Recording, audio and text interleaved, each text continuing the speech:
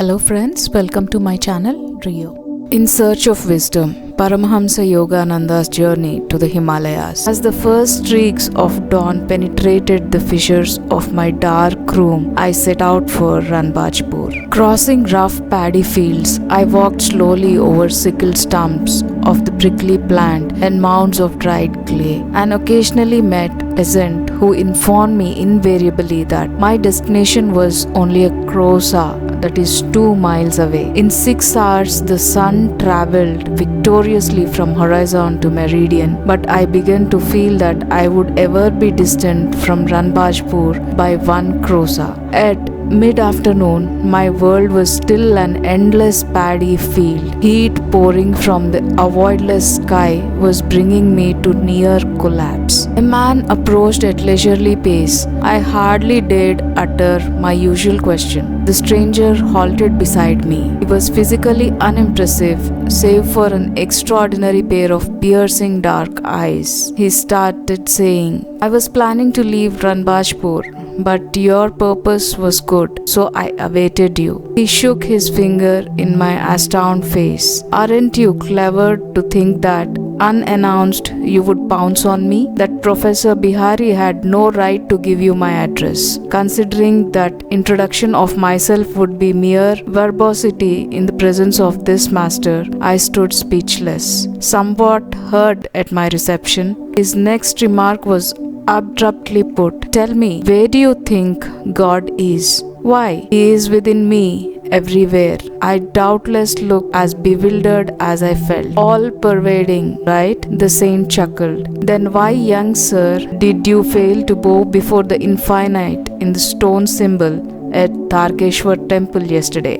Your pride caused you the punishment of being misdirected by the passerby who was not bothered by fine distinctions of left and right. Today too, you have had a fairly uncomfortable time of it." I agreed wholeheartedly, wonderstruck that an omniscient eye hid within the unremarkable body before me. Healing strength emanated from the yogi. I was instantly refreshed in the scorching field. The devotee inclines to think his path to God is the only way, he said. Yoga, through which divinity is found within, is doubtless the highest road. So Lahari Mahasaya has told us, but discovering the Lord within, we soon perceive Him without. Holy shrine at Tarakeshwar and elsewhere are rightly venerated as nuclear centers of spiritual power. The saint's censorious attitude vanished. His eyes became compassionately soft. He patted on my shoulder. "Young yogi, I see you are running away from your master. He has everything you need. You must return to him. Mountains cannot be your guru." Ram Gopal Majumdar was repeating the same thought which Sri Yukteswar had expressed at our last meeting. Masters are under no cosmic compulsion to limit their residence. My companion glanced at me quizzically. The Himalayas in India and Tibet have no monopoly on saints. What one does not trouble to find within will not be discovered by transporting the body here and there. As soon as the devotee is willing to go even to the ends of the earth for spiritual enlightenment, his guru appears nearby. I silently agreed, recalling my prayer in the Benares Hermitage, followed by meeting with Sri Yukteswar in a crowded lane. "Are you able to have a little room where you can close the door and be alone?" Yes, I reflected that this saint descended from the general to the particular with disconcerting speed. "That is your cave." The yogi bestowed on me a gaze of illumination, which I have never forgotten. "That is your sacred mountain. That is where you will find the kingdom of God." His simple words instantaneously banished my lifelong obsession for Himalayas. In a burning paddy field, I awoke from the monticulous dreams of eternal snows. "Young sir, your divine thirst is laudable. I feel great love for you." Ram Gopal Majumdar took my hand and led me to a cottage. The adobe houses were covered with coconut leaves and adorned with rustic entrances. The saint seated me on the umbrageous bamboo platform of his small cottage. After giving me sweetened lime juice and a piece of rock candy, he entered his patio and assumed the lotus posture. In about 4 hours, I opened my meditative eyes and saw that the moonlight figure of Yogi was still motionless. As I was sternly reminding my stomach that man does not live by bread alone, Ram Gopal approached me. I see you are famished.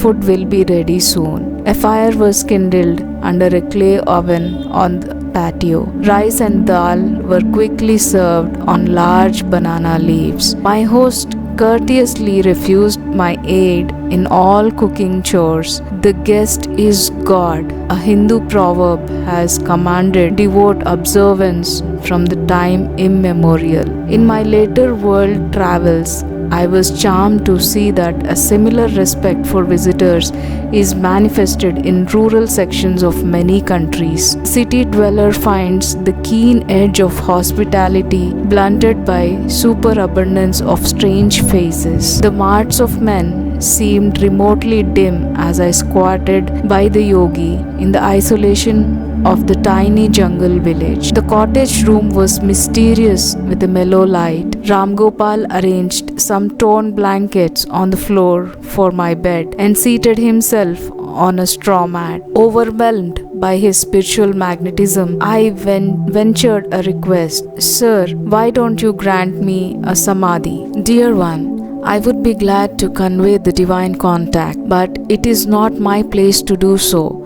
The saint looked at me with half-closed eyes. Your master will bestow you that experience shortly. Your body is not tuned just yet. As a small lamp cannot withstand excessive electrical voltage, so your nerves are unready for the cosmic current. If I give you the infinite ecstasy right now, you would burn as if every cell were on fire. You are asking illumination from me, the yogi continued musingly. While I am wondering, inconsiderable as I am, and with little meditation I have done, if I have succeeded in pleasing God, and what worth I may find in His eyes at the final reckoning. Sir, have you not been single-heartedly seeking God for a long time? I have not done much. Bihari must have told you something of my life. For 20 years I occupied a secret grotto, meditating 18 hours a day. Then I moved to a more inaccessible cave and remained there for 25 years, entering the yoga union for 20 hours daily. I did not sleep, for I was ever with God. My body was more rested in the complete calmness of the superconsciousness than it would be by partial peace of the ordinary subconscious state. The muscles relax during sleep, but the heart, lungs and circulatory system are constantly at work. They got no rest. In superconsciousness, the internal organs remain in a state of suspended animation, electrified by cosmic energy. By such means, I have found it unnecessary to sleep for years. The time will come when you will dispense with sleep. My goodness, you have meditated for so long and yet unsure of Lord's favor? I gazed at him in astonishment. Then what about us, poor mortals? Well, don't you see, my dear boy, that God is eternity itself?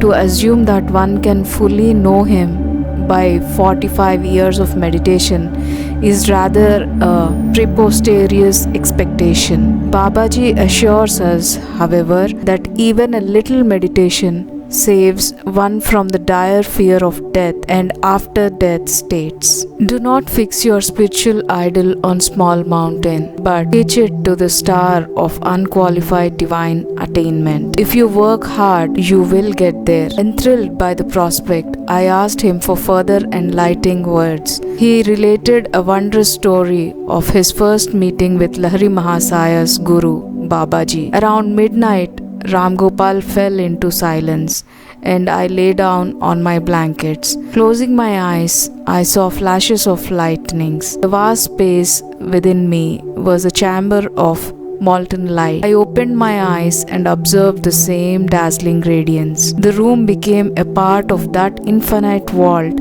which I beheld with interior vision. "Why don't you go to sleep?" Ram Gopal asked. "Sir, how can I sleep in the presence of lightning blazing, whether my eyes are shut or open? You are blessed to have this experience. The spiritual radiations are not easily seen."